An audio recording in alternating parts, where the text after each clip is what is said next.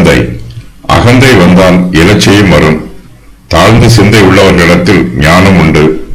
மனுஷனுக்கு அகந்தை வரும்போது அவனுக்கு இலச்சையும் வரும். பூமியின் ஆசீர்வாதங்களில் எதுவும் அவனுக்கு கிடைக்காது.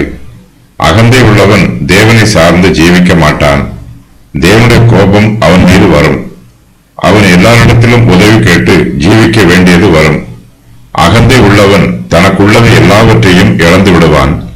அகந்தை உள்ளவனை கர்த்தர் அருவருக்கிறார். அழிவுக்கு முன்னானது அகந்தை.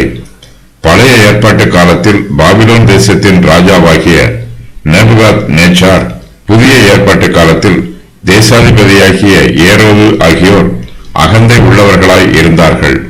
அவர்கள் அழிந்து போனார்கள். பெருமை உள்ளவர்கள் வீண் பெருமையை நாடுவார்கள். வீண் பெருமையினால் நன்மை வராது, இலச்சை மாத்திரமே வரும்.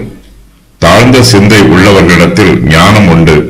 தன்னைத்தானே உயர்த்துகிறவன் தாழ்த்தப்படுவான். தன்னைத்தானே தாழ்த்துகிறவன் உயர்த்தப்படுவான். ஞானம் உள்ளவனுக்கு மதிப்பும் மரியாதையும் கிடைக்கும். மனுஷர் மத்தியிலே ஞானம் உள்ளவன் பிரகாசமாயிருப்பான். அவனுடைய இருதயம் பரிசுத்தமாய் இருக்கும். அவனுடைய வாயின் வார்த்தைகளும் கைகளின் கிரியைகளும் ஆசீர்வதிக்கப்பட்டிருக்கும்.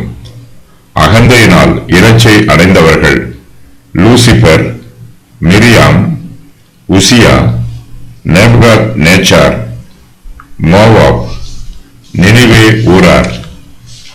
தங்களை தாழ்த்தி ஞானத்தை பெற்றுக்கொண்டவர்கள் யோசேப்பு, சாலமோன், தானியேல், இயேசு கிறிஸ்து.